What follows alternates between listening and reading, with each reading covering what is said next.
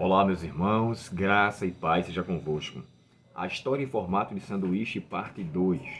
Ontem nós vimos a primeira parte, quando os escribas, os líderes, atribuíram a obra de Cristo ao demônio.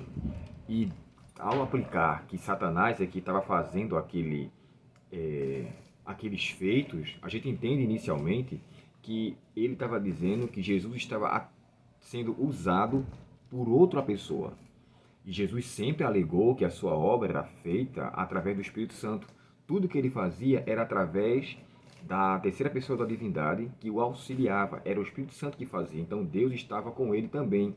Quando a gente chega nessa segunda parte do sanduíche, né, como foi o autor colocou aqui, em formato sanduíche, porque agora se aplica a mesma atribuição a Cristo, só que sendo pelos seus familiares. Não é mais os líderes religiosos. Assim como os líderes disseram que ele estava agindo por outro ser, a sua família chega a dizer, você está fora de si. Ou seja, você não está agindo por você mesmo. Você está agindo indiretamente, poderia-se dizer que estava com as mesmas atribuições. Irmãos, os irmãos de Jesus, só para a gente entender, é tido, pelo menos Ellen White chega a descrever, que ele era viúvo, José, o pai de Jesus, e ele tinha um relacionamento com outra. A tradição chega a descrever que José era uma pessoa que tinha filhos com outras pessoas, como também tinha irmãs também. O texto no livro de Marcos, capítulo 6 e o verso 3, descreve também sobre as irmãs de Jesus. Você não quer me demorar nisso, é só para vocês entenderem. Diz assim, ó, de onde vem tanta sabedoria? Verso 2. Aí continua dizendo assim, ó, não é este o carpinteiro, filho de Maria, irmão de Tiago, de José, Judas e Simão? Suas irmãs também não estão aqui conosco? Então quer dizer, ele também tinha irmãos e irmãs. Marcos capítulo 6 e o verso 3. No Evangelho de Mateus capítulo 13 e o verso 53 até o verso 58, você encontra a mesma evidência. Jesus tinha irmãos e irmãs. E lamentavelmente, essas irmãs, esses irmãos que ele tinha, não era a favor do que Cristo tinha realizado, da obra missionária dele, da obra missiológica dele. E eles desacreditavam muito de Cristo. Muitos deles, na verdade, só vieram ter consciência da pessoa de Cristo após sua ressurreição. Tiago se tornou apóstolo, Judas, né, também que era seu irmão, escreveu uma epístola. Então, quer dizer, a epístola que antecede o Apocalipse. Naquele momento da vida de Cristo, eles não corresponderam à altura do chamado messiânico de Cristo. Eles eram contra, e o inimigo ali atuava com força em relação a isso. Olha o que, diz o Evangelho de João sobre os irmãos de Jesus. Na época que ia ter uma festa, e naquela festa dos tabernáculos, né, quando ia sendo feita, os irmãos de Jesus estavam só observando se ele estava se preparando ou não, e chamou ele para ir para Galileia. Jesus não quis ir para a Judéia, perdão, não quis ir, porque ele sabia que se ele fosse fazer isso, ele iria antecipar a sua morte. E ele e seus irmãos queriam que, na verdade, ele divulgasse, olha, você não faz milagres, porque você não vai divulgar, porque você não vai viver em uma situação que as pessoas possam lhe ver mais. Jesus nunca teve preocupação com isso. A obra de Cristo não era uma obra de visibilidade, de se exibir. Era para demonstrar o cuidado de Deus, o amor de Deus e a salvação de Deus para com eles. Acompanhe comigo a leitura de João, capítulo 7 e o verso de 1 a 5 diz assim, ó, depois disto, Jesus viajou para Galileia. Queria ficar longe da Judéia, onde os líderes judeus planejavam sua morte. Logo, porém, chegou o tempo da celebração judaica chamada Festa dos Tabernáculos. E os irmãos de Jesus, olha só, lhes disseram, sai daqui e vá à Judéia, onde seus seguidores poderão ver os milagres que realiza. Você não se tornará famoso escondendo-se dessa forma.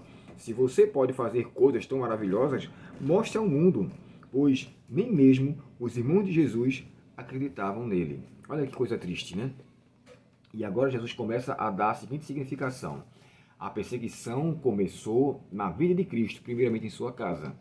Antes de ele ser perseguido por outras pessoas, os conceitos de seus irmãos não eram a favor. E, infelizmente, lamentavelmente, passamos por muitas coisas assim também hoje.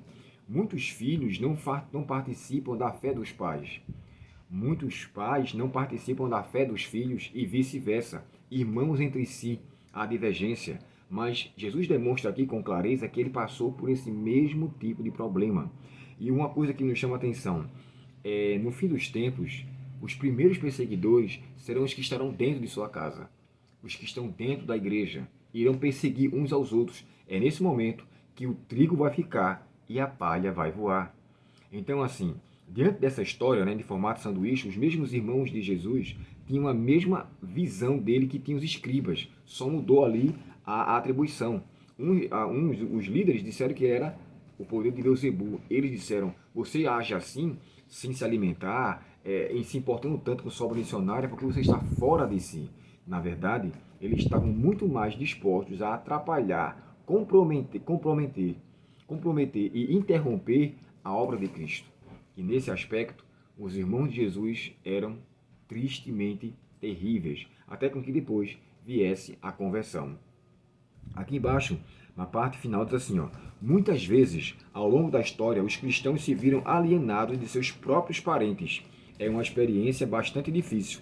Esse texto de Marcos revela que Jesus passou pelo mesmo problema.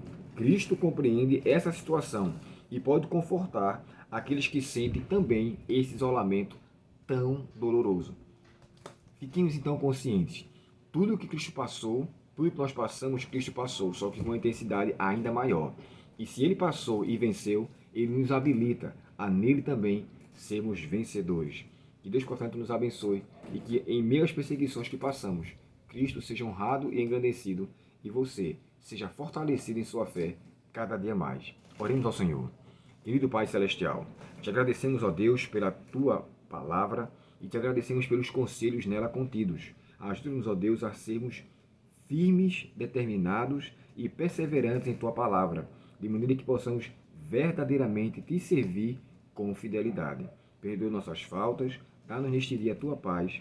Obrigado, ó Deus, por este conselho e alimenta-nos com a verdade da tua santa palavra. Te pedimos em nome de Jesus. Amém.